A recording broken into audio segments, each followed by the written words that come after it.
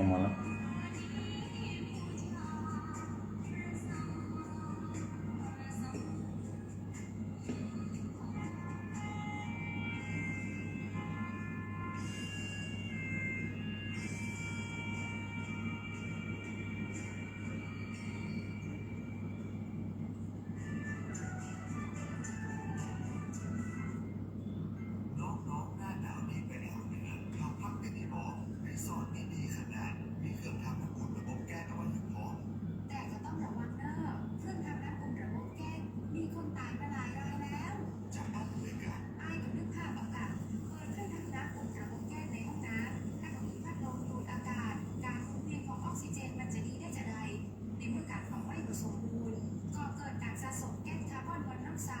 สูดดมเข้าไปมันจะไปจับกับเม็ดเลือดแดงและทำให้เม็ดเลือดแดงจับกับออกซิเจนได้น้อยลงเมื่อออกซิเจนเข้าไปถึงปอดก็จะยากให้คลื่นไส้เมาหัวหายใจยากจนถึงขั้นเป็นลมและตายได้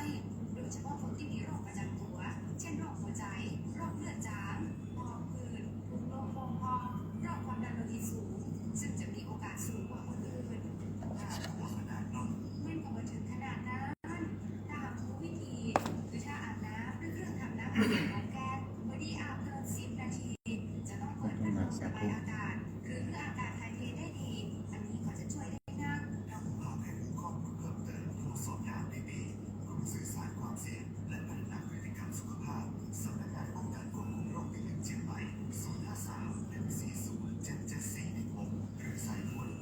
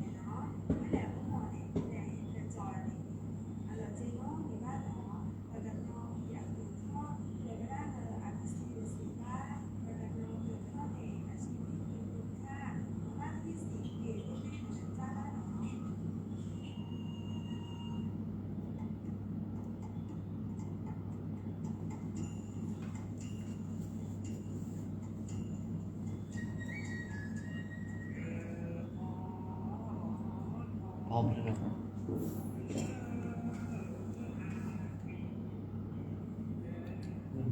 กราบไหว้สาถวายความเคารพพระรัตนตรัยเจ้าแก้วตังสัมปการเป็นอย่างยิ่งกราบไหว้สาถวายความเคารพพระมหาเถระเจ้าครูบาอาจารย์เจ้าพระภิกษุสงฆ์องค์เนรผู้ตนผู้องค์ที่ฟังรายการอยู่ยังวัดวาอารามต่างๆ กราบไหว้สาแสดงความนับถือท่านพระครูสถิตสารคุณวัดหนองพาเขาและท่านพระครูกัลยาณประโมทวัดม่วนห้วยแก้วที่จะได้มาออกรายการด้วยกันในค่ำคืนวันนี้กราบไหว้สาแสดงความนับถือท่านพระครูพิวัฒนวิกรมผู้อำนวยการสถานีวิทยุคลื่นเสียงข่าวเพื่อชาวประชารองเจ้าคณะอำเภอดอยหล่อเจ้าอาวาสวัดปัดดังเจริญเป็นอย่างยิ่งเจริญพรญาติโยมศรัทธาสาธุชนท่านผู้ฟังที่ติดตามฟังรายการธรรมะจากยอดดอยค่ำคืนวันนี้พร้อมท่านผู้ชมที่เข้ามาชมตามเฟซบุ๊กไลฟ์วัดพุทธศิคิรีนะเป็นญาจอขอขอบคุณในเมตตา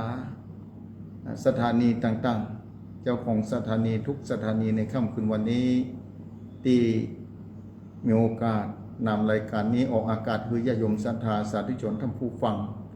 ที่ติดตามฟังรายการธรรมะนี้โดยเป็นประจำทุกค่ำคืนหรือภาคเจ้าศรัทธาสาธุชนท่านผู้ฟัง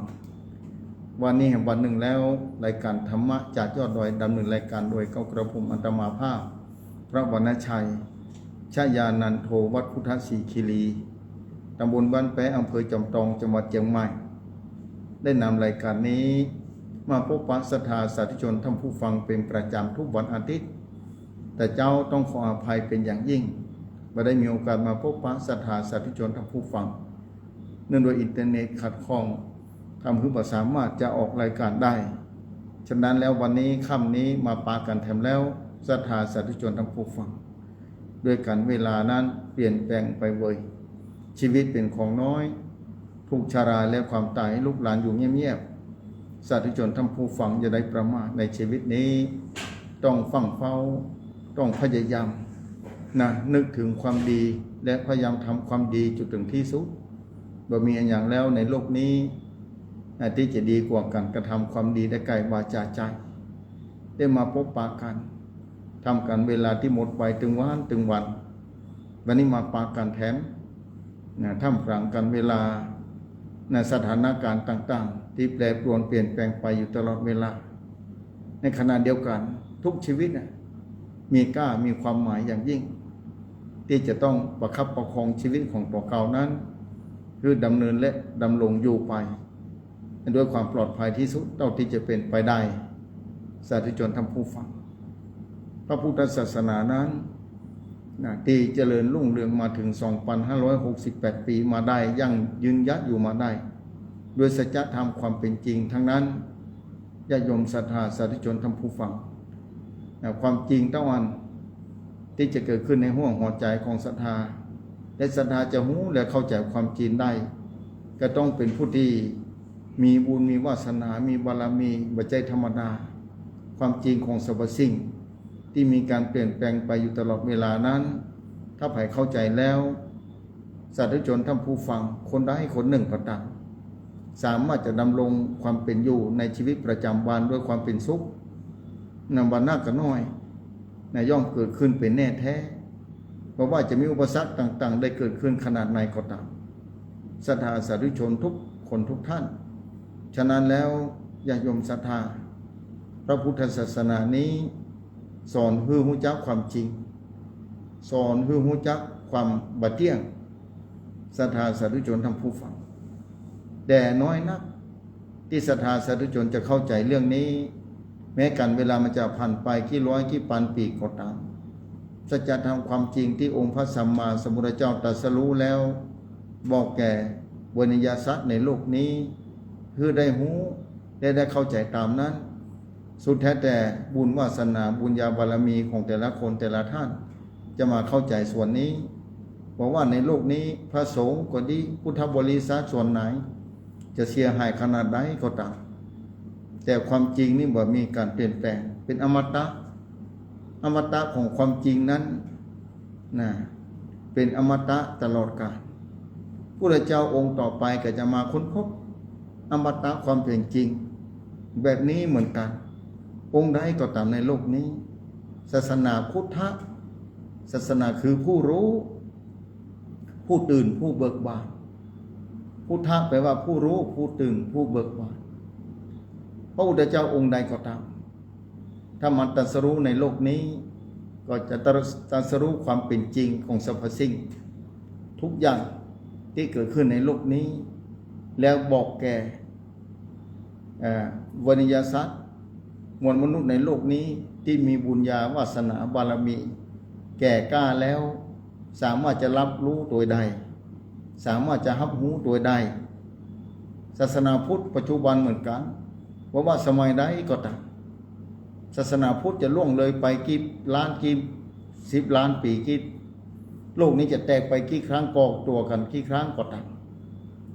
องค์พระสัมมาสัมพุทธเจ้าแต่ละตนแต่ละองค์นั้นมาตรัสรู้อันเดียวกันอย่างเดียวกันตรัสรู้ความจริงของสรรพสิ่งศรัทธาสาธุชนท่านผู้ฟังแม้ศรัทธาเชื่อแต่ศรัทธาจะต้องเข้าใจและรับรู้ด้วยไล่ตนไล่องค์พระสงฆ์องค์พระเจ้าที่เคยรู้จักกันศรัทธาสาธุชนท่านผู้ฟังภาษาหยังก็ศรัทธาสาธุชนเล่าที่บ่มีโอกาสได้เข้ามาห่มผ้ากาสาวพัสแต่ขณะเดียวกันธรรมะของพระองค์ไม่ได้จำกัดว่าจะต้องพระสงฆ์อย่างเดียวที่จะรู้แนวทางของพระพุทธศาสนาที่พระพุทธองค์ได้ตรัสรู้ศรัทธาสาธุชนทั้งผู้ฟังไม่ได้เปิดอกไม่ได้จำกัดพระสงฆ์องค์พระเจ้าต้องอ่านพุทธบริษัทสี่มีสิทธิ์และมีส่วนที่จะเข้าใจและรับรู้ความเป็นจริงที่องค์พระสัมมาสัมพุทธะได้ตรัสรู้ญาติโยมศรัทธาสาธุชนทั้งผู้ฟังฉะนั้นแล้วความจริงนี่แหละสาธุชนทั้งผู้ฟังทุกท่านพุทธบริษัทสี่สามารถจะรู้และเข้าใจได้ถ้าศรัทธาสาธุชนพยายามจะศึกษาเรียนรู้ในพระพุทธศาสนานี้น่าเป็นห่วงไร้เรื่องอะไรเราเป็นห่วงพุทธบริษัทที่เกิดมาในยุคปัจจุบันนี้ศรัทธาสาธุชนอาจจะสั่งคลอนด้วยจิตใจแต่ถ้าศรัทธามีบุญญาวาสนาบารมีแก่กล้าศรัทธามีบุญกุศลเหนียวแน่นนักแน่นสั่งสมมาแต่ท้ายมาปาในยุคปัจจุบันนี้ก็ถือว่าเป็นบุญวาสนาขณะเดียวกันความสั่งคลอนบันเรื่องบันเราในพุทธบริษัทสี่ที่ศรัทธาได้ยินได้หูได้ห่างกับตาได้ยินกับหูเหล่านี้เป็นสิ่งภายนอกจากความเป็นจริงที่พระองค์ได้ตรัสรู้แต่ในที่สุดก็ตกสู่ในสภาวะธรรมอันเป็นจริงอย่างเดียวกันนั่นแหละแต่ความจริงต่างๆนั้นที่พระองค์ได้ตรัสรู้นั่นคือความบัดเที่ยงนะร่างกายศรัทธาที่ฟังอยู่ตอนนี้ก็ตั้งแต่ละอ่อนน้อยมาถึงวันนี้ก็เหมือนกันเปลี่ยนแปลงอยู่ตลอดเวลามนุษย์นี่ฉลาดเจริญรุ่งเรืองถึงวันนี้ความเจริญรุ่งเรืองทางโลกก็ความเจริญรุ่งเรืองในพระพุทธศาสนาของสัจธรรมขององค์พระสัมมาสัมพุทธเจ้านั้นต่างกันเหมือนกับฝ่ามือกับหลังมือศรัทธาต่างกันแต่ถึงวันนี้นักวิทยาศาสตร์ถึงวันนี้มนุษย์โลกนี้พัฒนาสิ่งต่างๆที่เกิดขึ้นในโลกนี้ศรัทธาจะเห็นได้ชัดถ้าศรัทธาอายุ60 ปีหรือ70 ปีก็ตามถ้านับถอยหลังไปในสมัยก่อน50-60 ปีก่อนบนโลกนี้ความเจริญรุ่งเรืองต่างๆยังมาเท่าปัจจุบันนี้แม้ปัจจุบันนี้การพัฒนาเทคโนโลยีของวิทยาศาสตร์ของผู้คนในโลกนี้พัฒนาต่างโลกศรัทธาพัฒนาขนาดนักพัฒนาไปจนถึงดาวอังคารพุ่นละดวงจันทร์แทนความติดต่อการสื่อสารต่างๆสมัยก่อนต้องใจนกพิราบศรัทธาสาธุชนทั้งผู้ฟังกว่าจะไปถึงทีหลังมากับใจโทรเลขทีหลังมาจดหมายติดต่อสื่อสารกันแต่ปัจจุบันนี้อยู่กับบ่ต้องใจเขียนหนังสืออันยันที่อยู่ในมือถือนี่แหละสามารถติดต่อสื่อสารเดี๋ยวนี้ศรัทธาสาธุชนทั้งผู้ฟังเนี่ยความเจริญในโลกปัจจุบันนี้เจริญรุ่งเรืองนักทั้งโลกก็เหมือนกันในที่สุดก็บอกสามารถจะเอาชนะได้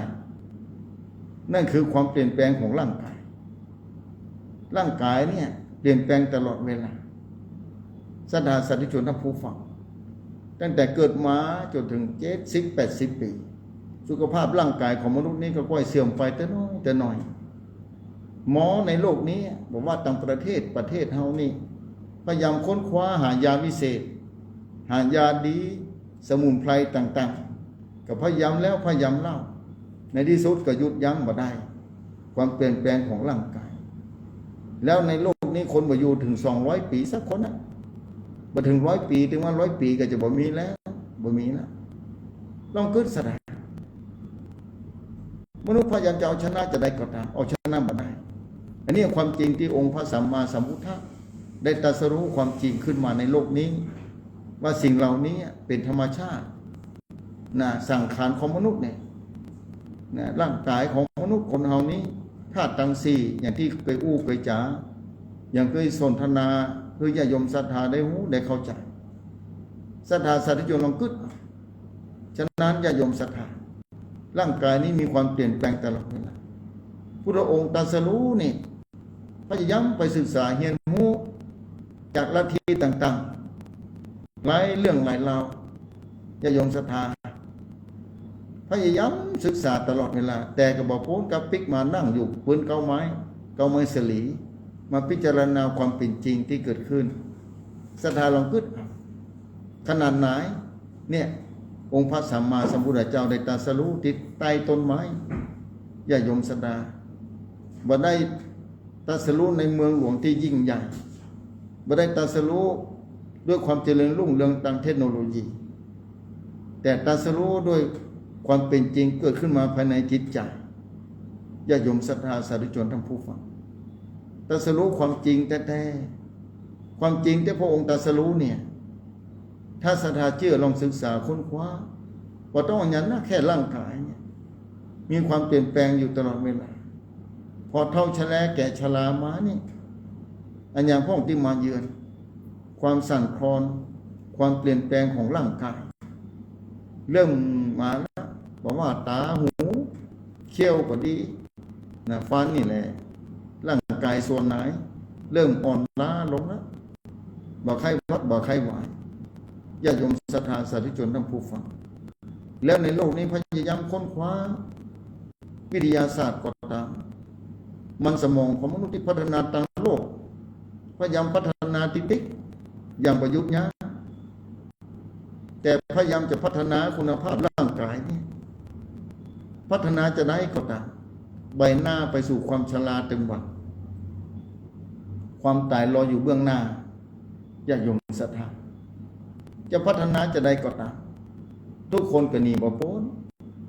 เรื่องนี้ไผก็ปฏิเสธบ่ได้ไผปฏิเสธเรื่องนี้คนนั้นปฏิเสธความจริงความจริงที่พระองค์ได้ตรัสรู้เนี่ยศรัทธาสาธุชนทั้งผู้ฟังแล้วไผพ้องจะปฏิเสธที่ฟังคืนนี้ว่าร่างกายจะบ่เปลี่ยนแปลงเนี่ยศรัทธาสาธุชนทั้งผู้ฟังเพราะฉะนั้นนี่แหละเมื่อมีความเปลี่ยนแปลงเกิดขึ้นแบบนี้เวลาก็เหลือน้อยความจริงที่พระองค์ตรัสรู้อันยังไผพ้องเข้าใจเลยหูไผพ้องใครหูแต่ศรัทธาส่วนใหญ่บางครั้งก็ต้องการบุญกุศลนั่นแหละต้องการบุญนะทำบุญนี่มีหลายคนที่โทรเข้ามาอูจาแล้วบ่ต้องการหูกันว่าร่างกายนี่มันเปลี่ยนแปลงก็หูอย่างนั้นเพิ่นบอกว่าก็ช่วยยังบ่ได้อันนั้นแหละพระองค์ตรัสรู้ที่บ่ต้องแก่บ่ต้องเจ็บบ่ต้องตายวิธีการที่จะบ่ต้องเกิดแก่เจ็บตายพระองค์เจอเส้นทางนี้ไล่ตนในองค์ครูบาอาจารย์สืบทอดกันมาเรื่อยๆบอกต่อๆกันมาครูบาอาจารย์แต่ละตนแต่ละองค์แต่ละท่านที่เพิ่นเข้าใจที่เพิ่นรู้เพิ่นปฏิบัติไปถึงแล้วเพิ่นไปแล้วตนแล้วตนเล่าที่จากโลกนี้ไปโดยแบบพลิกมาเมวัตตะสงสารนี้สองหามปะเสียแล้วเพิ่นก็ไปแล้วตนแล้วตนเล่าเส้นทางนี้ที่พระองค์ค้นพบพระองค์ก็บอกก็กล่าวแก่พุทธบริษัทวนิยสัตว์เมื่อสมัยพระองค์ยังตนยังองค์อยู่แต่พุทธบริษัททั้งหลายก็ศึกษาเรียนรู้เพื่อจะค้นคว้าเอาความเป็นจริงว่าเป็นจะได้ร่างกายนี้ถึงเปลี่ยนแปลงจะยุบยั้งได้ก่อนในสู้ยุบยั้งมาได้ เนี่ยจะได้กับยุญยามอะไรหมอนี่เก่งขนาดนั้นในโรงพยาบาลเครื่องมือต่างๆแม้แต่ในร่างกายเนี่ยใช้เครื่องเอ็กซเรย์สอดส่องไปได้ว่าเป็นโรคภัยไข้เจ็บที่ไหนตรวจสอบได้เพื่อทราบรู้ว่าเป็นโรคที่หันตินีศรัทธาสาธุชนท่านผู้ฟังแต่วิธีการป้องกันบ่ฮือเป็นโรคภัยไข้เจ็บเลยตั้งแต่เกิดมามีวิธีการป้องกันก็ตั้งแต่เกิดมาจากคัพพมารดาตรงแม่ว่าเกิดมาชาตินี้โรคภัยไข้เจ็บจะได้เข้ามาความเบียดเบียนโลคาพยาธิจะได้เข้าใกล้มีวิธีการอย่างไรพ่อภัยคิดค้นแล้วครับวิทยาศาสตร์คิดค้นไว้หรือยังยากแก่การจะอธิบายนี่ฮะก็วิทยาศาสตร์พยายามคิดค้นเพื่ออยู่ทนทานไปได้เท่าใดแต่ตลอดระยะเวลามาก็ได้ยินก็ว่าคนนั้นเสียชีวิตลงไปคนนี้เสียชีวิตลงไปแล้วคนตนนั้นมรณภาพไปแล้วตนนี้มรณภาพไปแล้ว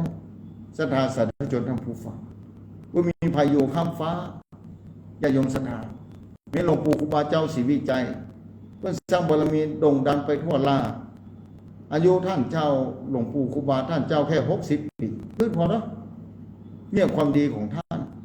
สร้างบารมีมายิ่งใหญ่แต่แค่60 ปีแต่ตอนนี้คนที่ฟังอยู่บางคน70 80แล้วมีวันนั้น90 ปีนะ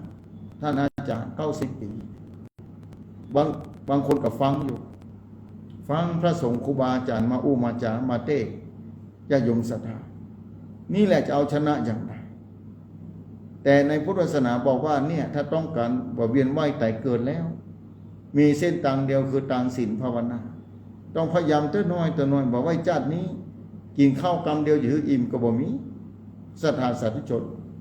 กินวันนี้วันผู้ก็ต้องกินแล้วก็บ่ใช่เนี่ยความจริงแท้ๆศรัทธามันผู้ก็หิวอยู่นะอย่ายมศรัทธาหิวเพราะอย่างร่างกายต้องการทุกข์ก็ทุกข์ถ้าไม่ได้กินก็ทุกข์อ่ะนี่ลองคือศรัทธาร่างกายเนี่ยแล้วจะกินอันใดกินแล้วบ่ต้องหิวแถมมีก่อนในโลกนี้สาธุชนท่านผู้ฟังยาอย่างดีในโลกนี้ที่กินแล้วบ่ต้องหิวแถมสาธุชนท่านผู้ฟังเกิดมาจากคัพพมารดาตรงแม่พอได้กินแล้วบ่ต้องหิวแล้วบ่ต้องกินแล้วโอ้จะประหยัดขนาดไหนใช้ชีวิต60-70 ปีบ่ต้องกินข้าวศรัทธาสาธุชนลองคิดพอจะปลอดภัยขนาดไหนมันบ่มีศรัทธาในโลกนี้บ่มีวิทยาศาสตร์พัฒนาคุณภาพยานอวกาศดาวเทียมเนี่ยที่อาตมาอู้มาจากครับศรัทธาได้ก็ต้องอาศัยเทคโนโลยีของนักวิทยาศาสตร์ที่เจริญรุ่งเรืองมาอู้มาจากครับส่งยานอวกาศรอบโลกนี่มันมีกี่ร้อยดวงอะรอบโลกนะเนี่ยที่อาตมาอู้อยู่ตอนนี้ก็อาศัยความเฉลียวฉลาดอันนี้คือความเฉลียวฉลาดต่างโลกสามารถอู้หูกันได้แม้กระนั้นก็ตามความเฉลียวฉลาดปานใดของโลกนี้ที่มนุษย์พยายามพัฒนาอย่างยิ่งแม้อยู่ที่ไหนก็ยังอู้กันได้ประเด็น AI ขึ้นมาสามารถแปลงกายหน้าตาให้เหมือนเป๊บก็ได้แต่ขณะเดียวกันทำให้หายหิวไปเลยก็บ่มีบ่ได้ทำให้บ่แก่เลยก็บ่ได้ลงคือศรัทธาเนี่ยองค์พุทธะสัมมาสัมพุทธะคนพบความเป็นจริงว่าเนี่ยมันบ่เที่ยงทุกอย่างมันเป็นแบบนี้พระองค์พยายามค้นคว้ามีวิธีการเดียวนั่นคือต้องปฏิบัติด้วยกายวาจาใจของตัวเก่าคนเดียวต้องไปเตือนน้อยบอกว่าใจว่าชาตินี้จะเข้านิพพานในบางคนวันนั้นโทรมาท่านอาจารย์คนหนีชาตินี้ไปเลยบ่ต้องมาเกิดได้ก็บ่ได้เนี่ยบ่มาเกิดในโลกนี้ก็อาจจะได้แล้วจะไปเกิดที่ไหนไปเกิดอบายภูมิ4แล้วมาเป็นมนุษย์ถ้าบัดใครเกิดเป็นมนุษย์กับบนสวรรค์ชั้นฟ้าสวรรค์ชั้นฟ้าสวรรค์มี6ชั้นพรหมเสาชั้นนะอบายภูมิ4นี่ศรัทธาแล้วมนุษย์31ที่ที่ท่านนะที่จะเวียนไปเวียนมาแม้แต่เทวดาก็เหมือนกันถ้าหมดบุญแล้วก็ต้องลงมาพระเจ้าค้นคว้าขนาดไหน องค์พระสัมมาสัมพุทธะแล้วมาเจอเส้นตังข้ามวัฏสงสาร31 ปีเนี่ยด้วยการทานศีลภาวนาการฮือตานอย่างที่อู้ประจำครูบาอาจารย์แต่ละตนแต่ละองค์บอกมาอู้ได้เหมือนเดียวกันหมดอ่ะว่าจะต้องฮือตานและเกิดมาชาติไหนจะได้มีกินมีใจบ่อดบ่ยากเพราะประเทศไทยถึงวันนี้ต่างประเทศบางคนถ้ากรรมนักอยู่ในชายแดนก็ดีอยู่ในประเทศที่เพื่อนลบราฆ่าฟันกันต้องหนีอพยพน่าสงสารขนาดนั้นต้องเปิดเข้าเปิดของจุงลูกจุงหลานออกจากบ้านจากจองบ่มีที่อยู่ที่กินที่นอนเสียแล้วน่าสงสารน่าอินดูเท่าไหร่เพราะอย่างนั้นเนี่ยกรรมนะกรรมุนาวัตติโลกไปจะหนีได้สถานอันยังจะช่วยได้พุทธเจ้าบอกอัตตาหิอัตตโนนาโถตนแลเป็นที่พึ่งของตน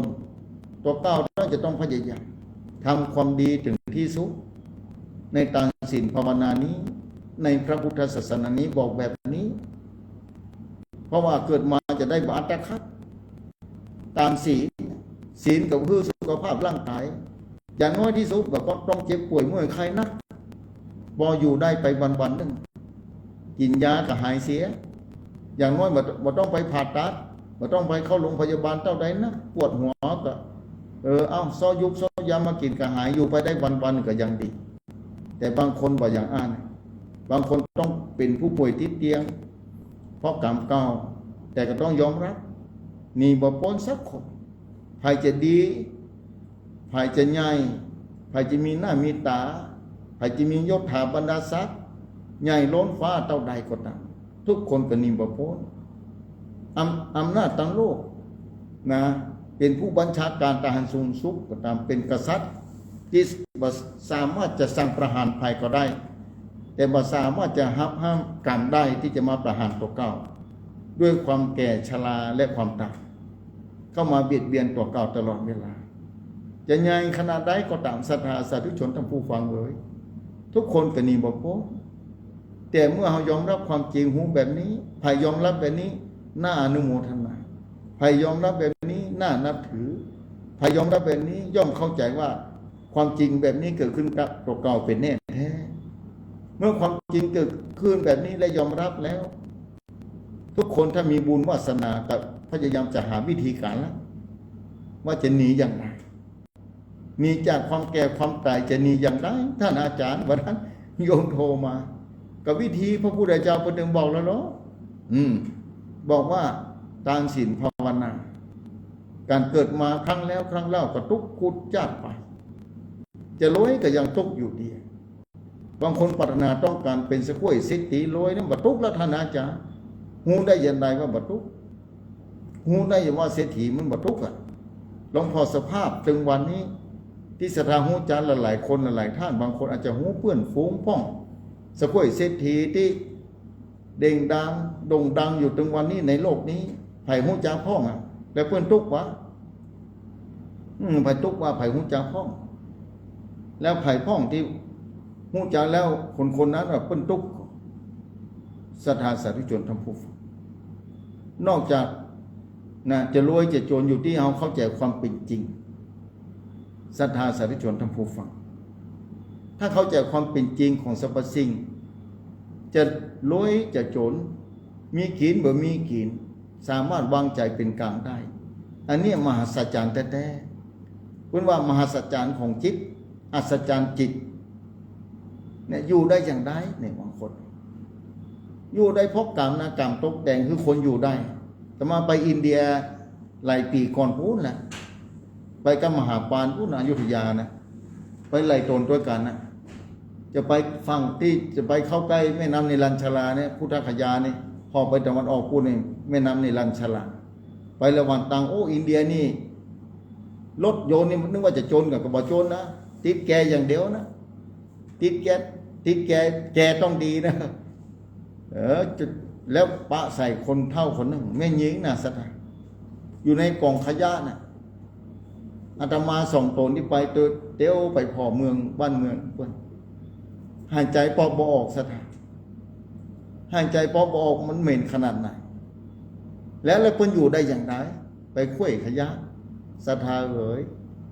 เนี่ยการตกแต่งคนเฮาให้อยู่ได้ญาติโยมศรัทธาตกแต่งคนเฮาอยู่นี่ที่ขยะนั่นได้คนคุ้ยเห็นที่ขยะศรัทธาเนี่ยกรรมมันละเอียดอ่อนแท้ๆตกแต่งมนุษย์ในโลกนี้คือเป็นไปต่างๆนานาคือเป็นคนรวยคนจนหรือเป็นคนงามคนหวังงามคือเป็นคนพิกลพิการภายห้องที่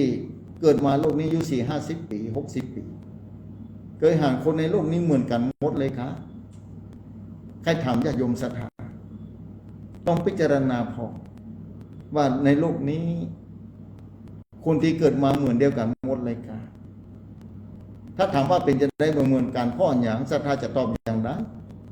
ญาติโยมศรัทธาถ้าศรัทธาเชื่อว่าเพราะกรรมนี่ทุกคนเป็นนิกรรมโพสนะศรัทธาเพราะว่าเพราะกรรมตกแต่งมาเนี่ยกรรมอันยังถ้าทำลงไปแทนกรรมมาจากที่ไหนลูกตังใดมาเพิ่นอยู่ที่ไหนมากรรมเหล่านี้มาจากอันยังศรัทธาสาธุชนคำถามจะมีมาเรื่อยๆเนี่ยญาติโยมศรัทธาถ้าคนเฮาบ่มีกรรมเก่าบ่มีชาติก่อนบ่มีชาติหน้าแล้วคนจะได้บ่เหมือนกันเล่าพ่อแม่ใครให้ลูกดีบางคนก็ทุกข์ใจบ่ได้อย่างที่คิดหูยิบหือเกิดมาก็ดีแล้วมีโยมบอกท่านอาจารย์หูยิบหือเกิดมาแล้วโยมจะบือเกิดได้อย่างไรกรรมมาตกแต่งมาเสียแล้วโยมจะบือลูกเกิดได้อย่างไรโยมมันเกิดมาแล้วอ่ะเนี่ยเพราะฉะนั้นบางคนถึงวันนี้ผัวจะมีลูกวันนั้นบอกใครได้ลูกท่านอาจารย์มันยังเป็นอย่างแม่ใครเป็นไม่อุ้ยเราบอกนะโอ้บอกเกิดแล้วใครเกิดอยู่ไว้เยอะเท่าจะมันนี่นี่ไผ่พอจะมันเป็นจะได้พอบางคนลูกมันบัดท้ายนะท่านอาจารย์มันบอกฟังการมาทบตุกขนาดนั้นข้างบ้านข้าเจ้านั่นน่ะย่านเป็นว่าย่านแต่นะท่านแล้วแม่จะเพิ่นใครเป็นไม่อุ้ยมาเพิ่นเป็นไม่อุ้ยบอกเอาได้กู้กัน2 คนนี่ก็สามีกับผัวนี่บอกว่าเนี่ยแสดงความต้องการขึ้นพอแล้วโลกมนุษย์นะต้องขึ้นพอนี่คนหนึ่งใครเป็นพ่ออุ้ยไม่อุ้ยคนหนึ่งเป็นลูกเนี่ยบอกใครได้พ่ออุ้ยไม่อุ้ยใครได้หลังใครเป็นพ่ออุ้ยก็เปิ้นสัจจาบล็อกเกิดมาแต่ลูกเอาถึงแล้วอีกเกิดมาแม่จะรับเลี้ยงมันเต็มปกโป้นข้าเจ้าอยู่เดียวท่านอาจารย์ยี่ก็มีเนี่ยศรัทธาต่างๆนานาโลกนี้หลายชีวิตกระตกแต่งต่างกันไปเพราะกรรมจัดเก่าปามาแต่อย่าโยมศรัทธาเอ๋ยลองคิดเอาเถอะในโลกนี้เหมือนกันที่ไหนประเทศใดๆในโลกนี้ล้วนแต่มีความทุกข์ระงมไปหมดกู้พื้นที่บ่มีเว้นว่างถ้าเกิดมาแล้วความทุกข์บ่มีเป็นไปบ่ได้ความทุกข์มีคู่ที่ศรัทธาความทุกข์มีคู่ยอมยาว่ายกเว้นแม้พระราชามหากษัตริย์ว่ายกเว้นแม้สกุลเศรษฐียกเว้นบ่ได้เลยเมื่อใดเกิดมาในโลกนี้เมื่อนั้นความทุกข์ย่อมตัวมาศรัทธาสาธุชนจะหนีไปที่ไหน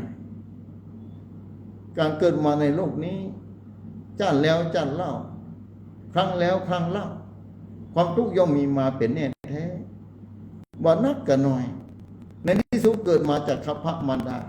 ความหิวนมก็เข้ามาแต่เกิดขึ้นมาทันทีแล้วก็มาลูกบ่กินนมให้บ่ยอมกินนมแม่ก็ทุกข์ใจทำแล้วต้องปรึกษาหมอนี่ความทุกข์ของแม่เกิดขึ้นแล้วถ้าได้ลูกเกิดมาวันนั้นมีโยมมาเล่าฟังตอนแรกนึกว่าจะตายแล้วก็ลูกนี่แต่ในที่สุดก็เป็นขึ้นมาจนได้นะมาเล่าฟัง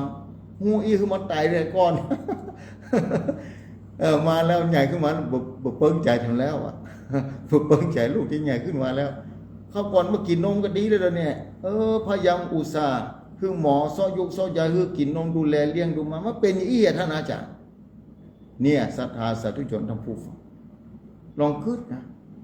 ความเปลี่ยนแปลงของจิตใจใหม่ๆขดายประงบประงมนะบอกว่าใจเย็นๆโยมเฮ้ยอาตมาบอกกรรมมันตกแต่งมานะนี่แหละกรรมนะศรัทธาเอ๋ยบอกคนจะไปทุกข์ใจทุกข์ได้จะได้ท่านอาจารย์ประเด็นนี้ปวดหัวขนาดนั้นใจเย็นๆนี่แหละแผ่เมตตาทุกคนมาไหว้พระสมมุติแผ่ไปกรรมมันเกิดขึ้นแบบนี้นี่แหละเกิดมาในโลกนี้เกิดเมื่อใดกระทุกเมื่อนั้นบอกมีเงินกระทุกบ่มีกระทุกอย่าหยุ่มศรัทธาเอ๋ยลองคิดเอาเถอะเนี่ยกับศรัทธาแบบนี้หลายคนที่มามาจากท่านหูได้อย่างหูจากศรัทธาที่มามาจากโทรเข้ามาหาก็มีสาธุชนทั้งผู้ฟังเป็นแบบนั้นจริงๆเพราะฉะนั้นศรัทธาสาธุชนทั้งผู้ฟังแต่ละที่แต่ละแห่งอย่าได้หวังเลยว่าความสุขอนันตการจะเกิดขึ้นแก่ทุกคนความสุขตลอดการจะเกิดขึ้นเป็นอมตะเป็นไปบ่ได้ในโลกนี้นอกจากที่พระองค์ได้ค้นพบแล้วเข้าไปหูโดยพระองค์ท่านแล้วก็ค่อยปฏิบัติว่าจากนี้ได้เท่าใดก็เท่าอันพอจะได้เหินห่างจากเส้นทางนี้พอจะได้เมื่อไรห่างจากเส้นทางนี้ก็แล้วกันจัดต่อไปได้เกิดมาในโลกนี้เพื่อมาพบปะเส้นทางที่จะกำจัดความมืดในจิตใจเพราะฉะนั้นอย่ายมศรัทธาความมืดทางโลกนี้อย่าพอว่าความมืดในจิตในใจนี่น่ากลัวขนาดไหนเพราะในโลกนี้ณตอนนี้คนที่มืดในจิตใจบ่ฮู้ว่าดีบ่ฮู้ชั่วบ่เชื่อชาติก่อนมีชาติหน้ามีบ่เชื่อว่าบุญมีบาปมีในที่สุดโลกก็วุ่นวายสับสนวหารกันแต่ละประเทศตอนนี้ข่าวคราวดังสนามปั่นปืนระเบิดพ่องปืนพ่องลงไปกูหย่อมย่าบางพื้นที่บางประเทศแล้วจะอยู่อย่างไรในที่สุดก็ต้องหนีอพยพไปแต่ละที่แต่ละแห่งไปกูที่ขอคือชีวิตอยู่รอดก็พอได้กินข้าวพ่องมาได้กินข้าวพ่องศรัทธาไว้ถ้าศรัทธาพอที่เปิ้นศูนย์อพยพเปิ้นต้องเข้ามาลูกการแย่งการขนาดไหนลองคิดเอาศรัทธาเนี่ยสภาพแบบนั้นประเทศเฮายังมาเกิดขึ้นขนาดนั้นเตื้อมีคนให้มาทำงานในประเทศไทยเนาะแล้วคนในประเทศไทยเอาให้ไปทำงานต่างประเทศให้ไปอยู่ต่างประเทศปุ่นนี่ความคิดความอ่านลองคิดพอประเทศเฮานี่งานปะเลอะแต่คนไทยบอกให้ได้เงินมาน้อยวันนั้นมีโยมถามมาอย่าไปนะต่างประเทศไม่ต้องไปบอกประเทศเรามันเรื่องประกันปัญญานะเป็นห่วงบอกจะไปติ๊กพายุเข้าถึงแล้วเป็นบอกนี่ศรัทธาสาธุชนทำผู้ฟัง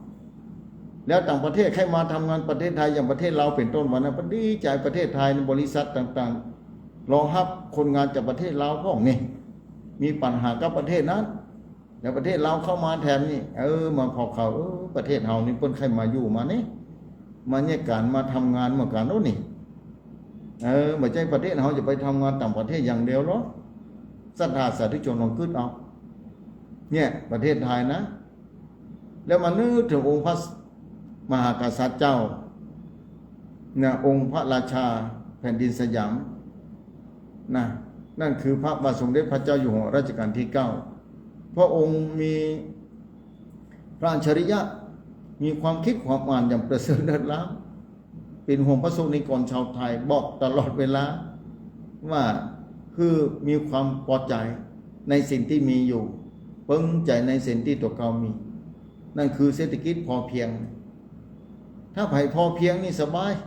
ขอมีข้าวกินบักกั้นบัญญานะมีข้าวกินบักกั้นบัญญาดึงวันนี้หันใจเศรษฐกิจต่างๆวันนั้นมาฟังหลายคนหลายผู้โทรมาเป็นเรื่องลำไยบ่มีราคาพ่องบ่ม่วงราคาบ่มีปีนี้ท่านอาจารย์ตุกจ่ายลำบากแต่ท่านอาจารย์บอกว่าใจเย็นๆโยมเฮ้ยปีนี้ปีเดียวมาได้กาก็บอกหูมันกู้ปีมันจะเหมือนเก่ามันบ่มีผู้โดยเจ้าเพิ่นบอกถึงแบบนี้ทุกอย่างมันบ่เที่ยงถ้าโยมทำใจไว้แต่ก่อนหน้านี้โยมจะสบายใจนักกว่านี้บ่เป็นอย่างหรอกบอกเพิ่นอดทนเอาแหมน้อย เพื่อปีหน้าปีในจะดีกว่านี้ไปหูว่าถ้าเกิดโยนทุกข์ใจมาทำใจบ่ได้จะอันตราย ความทุกข์ใจเนี่ยทำให้ร่างกายเสื่อมทรงไปในตัวโดยเพราะฉะนั้นโยมพอมีกินอยู่ก้าบักการเข้าแต่ก้าโยมเหยบอกไอ้ก้านี่กับบักการอย่างเก่าท่านอาจารย์พอมีอยู่เนี่ยก็ดีแหละกาบอกพอประเทศอื่นเปิ้นฮบกันลบลาฆ่าฟันกันเปิ้นอพยพหนีจะวึดเวินวนหมดเลยนะเปิ้นบ่มีกินมีใจไปติดเหลือเฮาไหลเต้าบางที่เนี่ย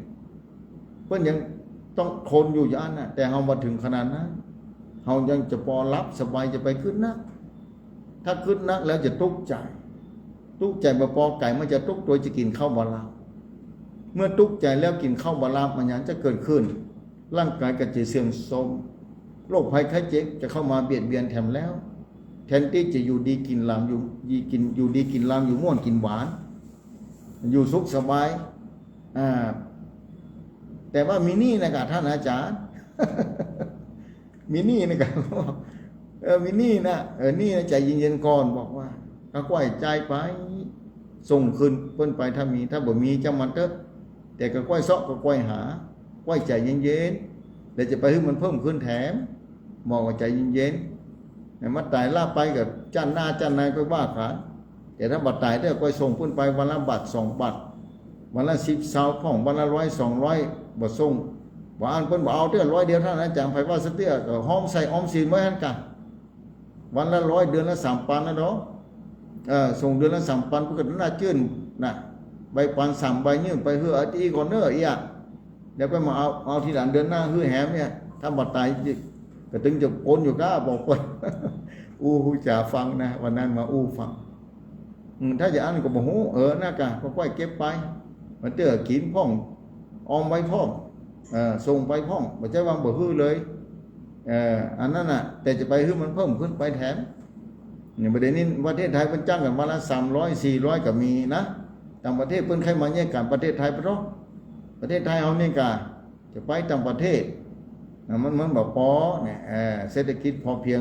มันนึกถึงในหลวงก็อู้ฮู้เพิ่นฟังญาติโยมศรัทธาเอ้ยเป็นแบบนั้นชีวิตหลายเรื่องหลายราวนะหลายเรื่องหลายราวแต่ยิ่งพระพุทธศาสนาเนี่ยเกิดพุทธกาลนี้ศรัทธาจะต้องเข้าใจเป็นอย่างดีแล้วถ้ามันจะเป็นห่วงศรัทธานะเป็นห่วงนะญาติโยมศรัทธานะเพราะว่าถ้าบ่ได้ไว้ได้สาบ่ได้ศรัทธาต่อพระรัตนตรัยน่าเป็นห่วงเพราะย้ำวันนั้นทำเพราะว่าพระพุทธศาสนานี่พระรัตนตรัยนี่มีความจำเป็นต่อคนใดคนหนึ่งที่มีเชื่อว่าชาติหน้ามีชาติก่อนมีเคยอู้มาหลายอาทิตย์แล้วคนไหนถ้าเชื่อว่าชาติหน้ามีชาติก่อนมีนี่พระพุทธศาสนาพระรัตนตรัยนั้นมีความจำเป็นต่อคนนั้นแน่นอนแต่คนใดที่เชื่อว่าชาติหน้าบ่มีชาติก่อนบ่มีกรรมบ่มีบุญบ่มีพุทธศาสนาหรือศาสนาพุทธไม่มีความจำเป็นสำหรับคนคนนั้นนะบ่มีความจำเป็นบ่นับถือก็ได้พอเพิ่นบ่เชื่อเรื่องบุญเรื่องกรรมเรื่องเวรเรื่องชาติหน้าชาติก่อนถ้าคนเชื่อชาติหน้าชาติก่อนเชื่อว่ากรรมบุญมีบาปมีจริงคนนั้นจะบอกแม้จะพลั้งจะเผลอนะแต่ว่าจะบอกประมาทจะมีสติเป็นบางครั้งบางคราวก็ยังดีเพราะอย่างเพราะว่าจะทำอย่างลงไปกับกลัวกรรมกลัวเวรกลัวบาปกลัวกรรมคนนั้นเขาสามารถจะอยู่ใกล้เปิ้นได้เพิ่นจะทำลายเขาเปิ้นก็บ่กล้าทำลายเปิ้นกลัวกรรมกลัวเวรกลัวว่าชาติหน้าจะไปตกในที่เกิดที่บดีนั่นคืออบายภูมิทั้ง4นี่ศรัทธาถ้าคนคิดแบบนี้คือแบบนี้ถือว่าเชื่อถูกถือว่าสัมมาทิฏฐิถือว่าเดินตามมรรคมีองค์8มรรคมีองค์8คือ1เป็นเบื้องต้นเลยต้องทำความคิดคือถูกต้องดีงามเนี่ยถ้าคนเชื่อแบบนี้เราก็สามารถจะอยู่ใกล้เพื่อนได้แม้เพื่อนบางครั้งอาจจะเผลอแต่พออยู่ใกล้ได้แต่ถ้าคนบ่เชื่อแบบนี้สัมมาทิฏฐิบ่มีกับมิจฉาทิฏฐิจะอยู่อย่างใดสักทางอันตรายย่อมเกิดขึ้นแก่ชีวิตทรัพย์สินย่อมเสียหายเป็นแน่แท้ญาติโยมศรัทธาเอ๋ยเพ ราะหยังก็เพราะเพิ่นบ่เชื่อศรัทธาเหมือนกันมีครอบครัวสามีภรรยาลูกเต้าถ้าเพิ่นบ่เชื่ออย่างแม่ชาติหน้าไปมีที่ไหนเอาปัจจุบันเนี่ยแล้วบุญบ่มีบาปบ่มีแล้วจะปฏิบัติต่อพ่อแม่อย่างไรคนคนนั้นจะเคารพพ่อแม่ก่อนลองคิดศรัทธานะถ้าลูกเต้าเชื่อแบบนั้นถ้าในโรงเรียนสอนแบบนี้น่ากลัวขนาดไหนลองคิดศรัทธาถ้าในโรงเรียนเพิ่นสอนว่าบาปบ่มีบุญบ่มีชาติหน้าบ่มีชาติก่อนบ่มีศรัทธาจะฮือเพิ่นไปเรียนหนังสือวะขอถามศรัทธาซื่อๆถามศรัทธาตรงๆในตอนนี้ถ้าลูกศรัทธาเกิดขึ้นมาหลานศรัทธาอีกจะส่งไปโรงเรียนที่บอกว่าบ่มีบุญบ่มีบาปชาติหน้าบ่มีชาติก่อนบ่มีและน่ากลัวขนาดไหนลูกหลานคนนั้นและจะเคารพพ่อแม่ก็จะฮักพ่อแม่ก็และจะคิดอย่างไร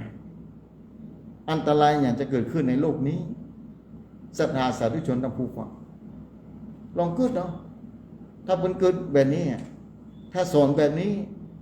น่าเป็นห่วงของศรัทธาน่าเป็นห่วงขนาดไหนแล้วประเทศชาติสังคมความเป็นอยู่จะอันตรายเท่าใดเนี่ยศรัทธาสาธุชนทั้งผู้ฟังเพราะฉะนั้นต้องบ่มเพาะละอ่อนที่เกิดขึ้นมาจากข้าพระมารดาต้องแม่2-3 ปีขึ้นมาหูเรื่องต้องสอนละปลูกฝังตั้งแต่น้อยละปลูกฝังตั้งแต่น้อยขึ้นมาก่อนที่จะไปโรงเรียนนะอยู่กับพ่อแม่ก็ค่อยปลูกฝังไปทุกครัวเรือนทุกคนในโลกนี้ในประเทศไทยนี้ก็ได้เพราะฉะนั้นสมัยก่อนประเทศไทยเพิ่งมีวิชาศีลธรรมเนาะวิชาพระพุทธศาสนามีวิชาหน้าที่พลเมืองเนี่ยเอาเป็นพลเมืองของคนไทยจะต้องทำหน้าที่อย่างไรจะต้องปฏิบัติต่อหน้าที่ในการเป็นพลเมืองคนไทยจะต้องทำอย่างไรจะต้องปฏิบัติอย่างไรถึงจะเป็นคนไทยได้เหมาะสมกับการเป็นคนไทยครับและจะเป็นคนมนุษย์ได้ต้องปฏิบัติตัวอย่างไรพ่องหน้าที่ศีลธรรมในคุณธรรมต่างๆเป็นบรรจุไว้ในโรงเรียนศรัทธาสาธุชนทั้งผู้ฟังแต่ถึงวันนี้ก็บ่มีแล้วศรัทธาถึงวันนี้ภาพบังคับบ่มีเนี่ยศรัทธาจะเอาอย่างไรและจะฝากไว้ที่ผ่านศรัทธาลงคิดว่าจะทำหายจะรับผิดชอบล่ะอย่ายอมศรัทธาลองคิดพอเนาะถึงวันเนี่ยมันบ่มีแล้ววิชาประวัติศาสตร์ก็บ่มีแล้วคนจะฮักชาติอย่างไรอย่างนี้จะได้ฮึ่งฮักชาติฮักแผ่นดินฮักที่อยู่อาศัยเนี่ยจะได้ฮึ่งฮักพ่อฮักแม่เนี่ยจะได้ฮึ่งเคารพต่อพ่อต่อแม่ต่อครูบาอาจารย์ต่อผู้มีพระคุณยิ่งผู้มีพระคุณนักเท่าใดต้องเคารพต้องรักษาศรัทธาสาธุชนทั้งผู้ฟังแล้วที่ไหนพ่อองค์เงียนเพิ่นสอนก่อนวิชานี้มีก่อนศรัทธาลองไปไต่ถามลองคิดผลด้วยศรัทธาและศรัทธาใครฝากไปก่อนถ้าโรงเรียนเพิ่นสอนแต่ศีลธรรมคุณธรรมความดีถ้าจบทั้งโลกปริญญาตรีโทเอกแต่บ่มีจิตใจเรื่องศีลเรื่องธรรมเก่งทั้งโลกเนี่ยลูกศรัทธาเนี่ยแต่ละพ่อแม่ไว้อยู่เบื้องหลังพ่อแม่บ่สบายก็ดีเจ็บป่วยก็ดีตัวเก่านี้มีเงินเดือน3-4 หมื่นโอ้บ่ใช่หน้าที่ของพ่อแม่ส่งสตังค์นี่พอแล้วบ่เอาละบาปบ่มีบุญบ่มีชาติหน้าบ่มีชาติก่อนบ่มีน่าเป็นห่วงขนาดไหนน่ากลัวเท่าใดศรัทธาสาธุชนทั้งผู้ฟังลองคิดนะถ้าสภาพนี้เกิดขึ้นเนี่ยศรัทธาสาธุชนทั้งผู้ฟังขนาดไหนนี่เพราะฉะนั้นศีลธรรมคุณธรรมมีความจำเป็นต่อสังคมทุกสังคมอยู่แล้วคุณธรรมศีลธรรมนั้นมีความจำเป็นแต่ศรัทธาสาธุชนทั้งผู้ฟังเพราะฉะนั้นนี่แหละพระพุทธศาสนาสอนแบบนี้นี่แหละสอนให้คนมีศีลมีธรรมแต่คนจะปฏิบัติได้บ่ได้นั้นส่วนหนึ่งแต่ต้องเริ่มขึ้นแต่ถึงวันนี้แม้ข่าวคราวต่างๆพระสงฆ์วันนั้นโยมทำมา นึกขึ้นได้ตอนนี้บอกว่าโยมถ้าเข้าใจความเป็นจริงนะถ้าเข้าใจสัจธรรมที่พระองค์ได้ตรัสรู้ถ้าเข้าใจแม้น้อยหนึ่งก็ตามและมีความศรัทธาอย่างมั่นคงก็ตาม แล้วเข้ามาหูความเจนในเส้นต่างที่พุทธเจ้าค้นพบแม่เฮาอันจัดเตียวบ่ได้เตียวไปบ่ถึงเตื้ออยู่นี่ปากต่างอยู่ แต่ห่างเส้นต่างแล้วเนี่ยแม้พระสงฆ์ในโลกนี้จะเสียเป็นหมื่นเป็นแสนศรัทธาจะบาสั่นคลอนศรัทธาจะบาบั่นบ่ายเพราะศรัทธาหันแล้วเส้นต่างนี้เส้นต่างเตียวนี่หันแล้วเส้นต่างเดินหันแล้วว่าเส้นนี้แน่นอนแล้วไปแล้วพ้นทุกข์แต่คนเตียวไปก่อนหน้าพอมันพเลิศลงไปขั้นต่างเสียเพราะหยังเพราะความประมาทเพราะฉะนั้นเคยอู้ในสถานีเป็นประจำที่พบปะศรัทธาว่าองค์พระสัมมาสัมพุทธะก่อนจะ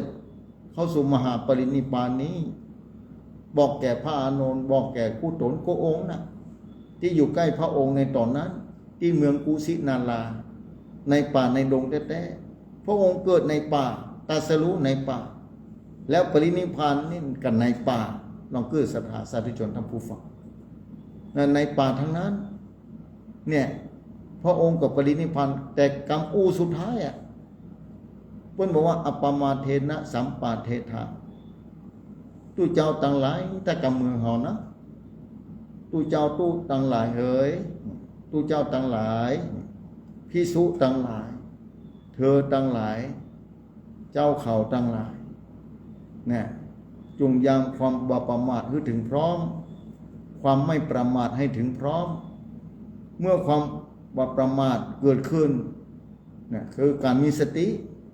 ปัญญาก็เกิดสติกับปัญญามันอยู่ด้วยกันนั่นแหละอย่างมีดกับสานมีดนี่คมมีดกับสานมีดเนี่ยมันอยู่ด้วยกันนั่นแหละอันเนี้ยเมื่อมีสติปัญญาการหูตาสติความระลึกได้สัมปชัญญะกับตัวมาความหูตัวอย่างเพิ่นไปปฏิบัติธรรมที่วัดที่วาก็เหมือนกันนั่นแหละก็เพื่อให้เจริญสติแก่กล้าสัมปชัญญะความว่องไวความหูตัวอย่างว่องไวเนี่ยเพื่อได้เกิดขึ้นอยู่ตลอดเวลาอย่างสมมุติว่าความชั่วจะเข้ามาตั้งตาหูจมูกลิ้นกายใจเนี่ยถ้ามีสติปัญญาก็จะเกิดความชั่วจะเข้ามาหูตาอันนี้บ่ดีนะจะไปแย่แต่จะไปกรรมแต่จะไปเอาแต่เนี่ยปัญญาก็เกิดความชั่วก็เกิดขึ้นมาได้เพราะมีสติและปัญญากำกับถึงวันนี้เราอ่อนก็ดีคนใหญ่ก็ดีขาดสติและปัญญาสิ่งที่บดีเข้าตั้งตาหูจมูกลิ้นกายใจปาหือเดือดร้อนวุ่นวายบ่เว้นแม้กระทั่งพระสงฆ์องค์ข้าเจ้าบ่เว้นแม้แต่มนุษย์คนใดคนหนึ่งในโลกนี้บ่ยกเว้นเลยสัตว์เพราะทุกคนมีตาหูจมูกลิ้นกายใจง่ายเมื่อตาบอดบ่ดีท่านอาจารย์บอดบ่ได้เหมือนกันวันนั้นนะไปมาคนหนึ่งแทรกขึ้นมาว่าย่านตาบอดดีกว่าท่านอาจารย์ตาบอดก็บ่ดีถ้าตาบอดอันนี้ตอนนั้นบ่ครบการเจริญมรรคการเจริญธรรมก็บ่เจริญบ่ได้นะเจริญบ่ได้เพราะขันธ์5มันเกิดอยู่ที่ประตูนี่6ประตูนี่เนี่ยต้องกำจัดขันธ์5รูปเวทนาสัญญาสังขารวิญญาณมันจะเกิดที่5พร้อมกันพรึบศรัทธาสาธุชนทั้งผู้ฟังพิการบ่ได้พิการกับอายตนะใดอายตนะหนึ่งก็บ่สามารถที่จะบรรลุธรรมของพระองค์ได้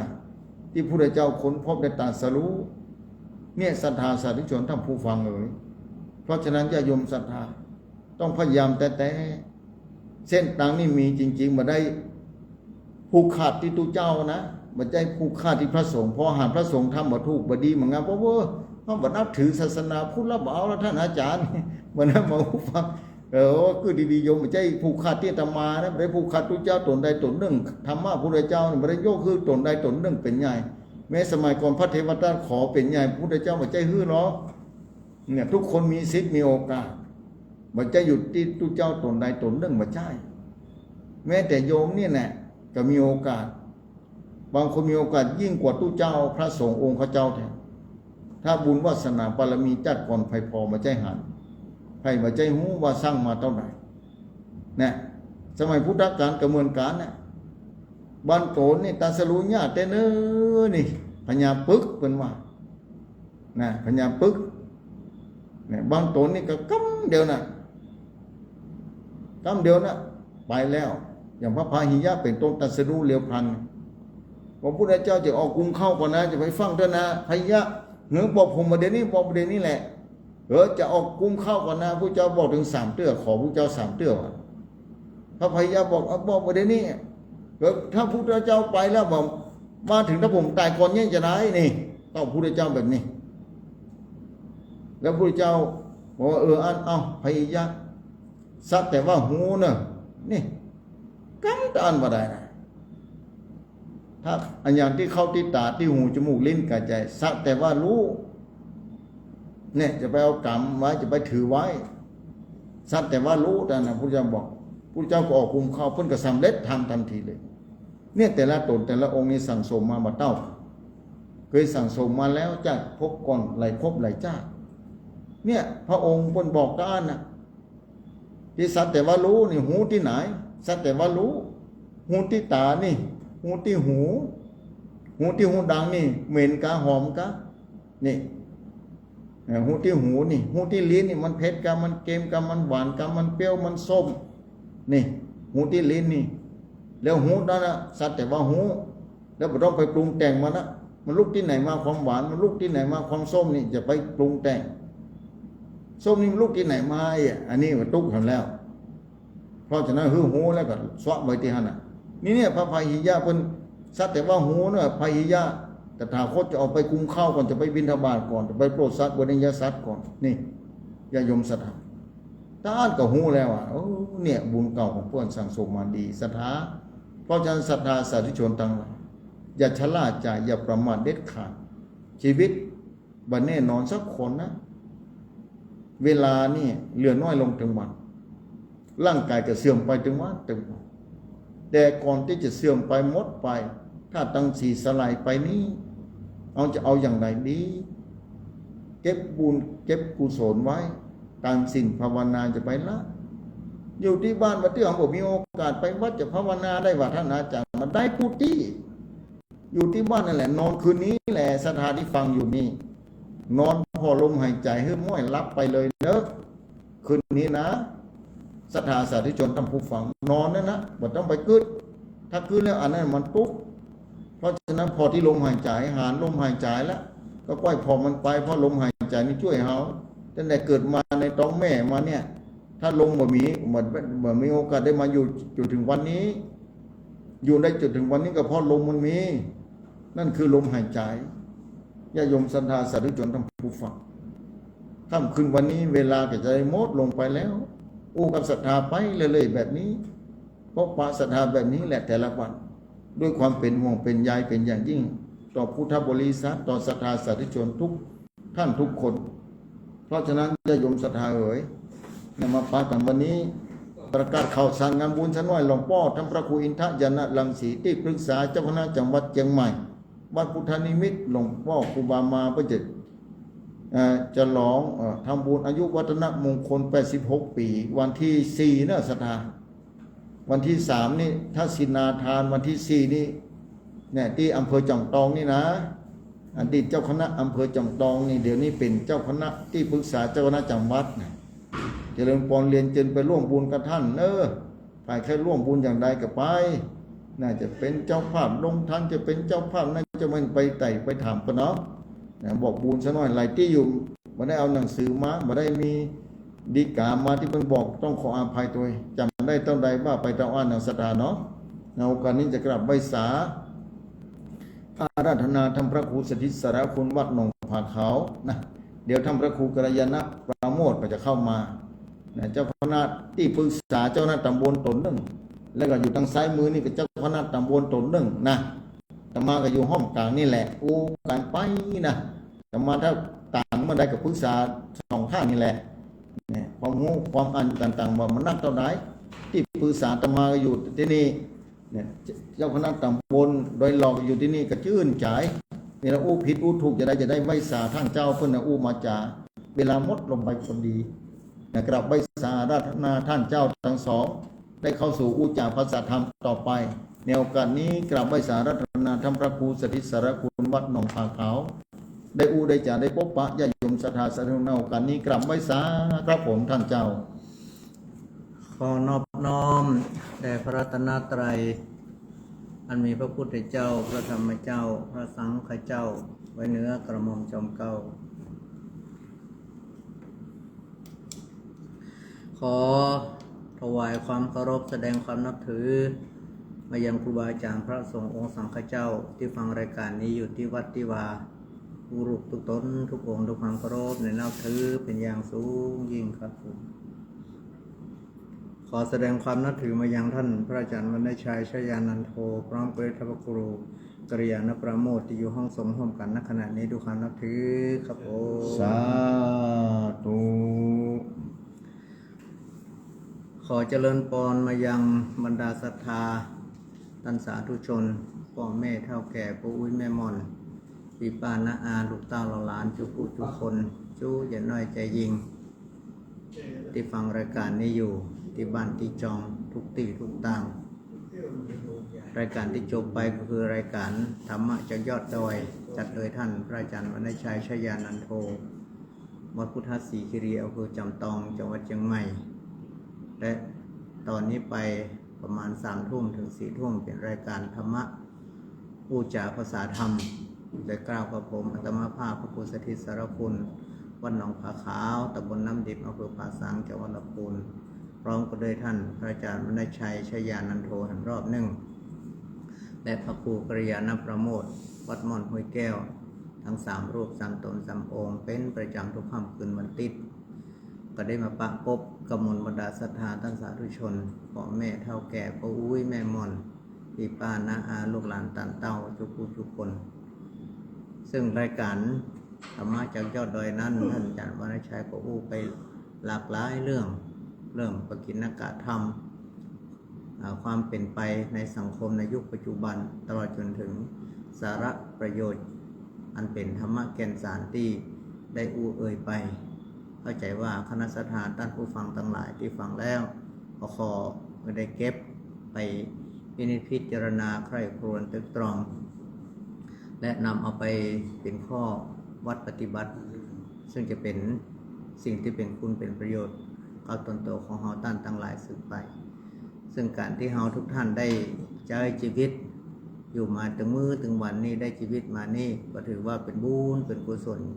ที่เฮาได้เกิดเป็นมนุษย์และพระพุทธศาสนาซึ่งเป็นบันไดไต่เต้าในการที่จะเข้าสู่ความพ้นทุกข์พ้นยากพ้นลำบากแสนเข็ญไปสู่ความจุ่มอย่างใดเพื่อจะไปถึงในตรงนั้นให้ได้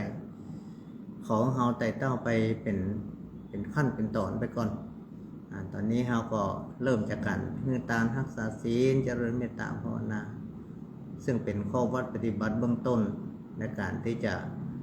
คือเฮาท่านทั้งหลายได้ขจัดปัดเป่าคนทั้งหลายก็ดีซึ่งสิ่งเหล่านี้มันจะเกิดขึ้นได้ต่อเมื่อเฮาท่านทั้งหลายนั้นได้มีการฝึกฝนอบรมได้มีการรับการสั่งสอนการที่เรามีสิ่งข้อที่1บ่ไปเบียดเบียนบ่ไปมุ่งร้ายทำร้ายคนอื่นข้อ2ก็คือการที่เราบ่ไปลักทรัพย์เป็นการประกันทรัพย์สินเราอยู่บ้านอยู่จองห้องหอของเราก็บ่อยากจะฮื้อไปซึ่งครอบครัวก็คือการที่เรามีลูกมีเมียมีลูกมีเต้ามีลูกมีผัวเราก็มีการซื่อสัตย์ซื่อตรงต่อกันออกไปนอกอกนอกใจมาแบ่งปันจิตใจให้กับคนอื่นที่ไม่ใช่ลูกผัวตัวเมียของตัวเองอันนี้เป็นการประกันชีวิตของเราก็จะคือลูกหลานเอาเป็นตัวอย่างแล้วก็สิ่งข้อที่4เป็นการประกันสังคมถ้าสังคมใดมีความซื่อสัตย์ซื่อตรงต่อกันมีวาจากำอู้คำจาที่เป็นคำอู้ที่เป็นความสัตย์อยู่สัตย์จริงก็คือมีสัจจะความจริงใจว่าไปตามนั้นตามซื่อและศีลข้อที่5ข้อสุดท้ายก็คือการที่เรามีศีล5บ่ดื่มกินสุราเมลัยบ่เสพสิ่งเสพติดต่างๆนานาบ่เสพสิ่งของที่มันเป็นของมึนเมาอันเป็นบ่เกิดจากความประมาทเลิกขาดสติอันนี้เป็นการประกันสติปัญญาของเราให้มั่นคงสงบหนิมเที่ยงมั่นเป็นจิตใจที่อ่อนน้อมอ่อนโยนเป็นจิตใจที่มีเมตตาธรรมเป็นจิตใจที่สงบ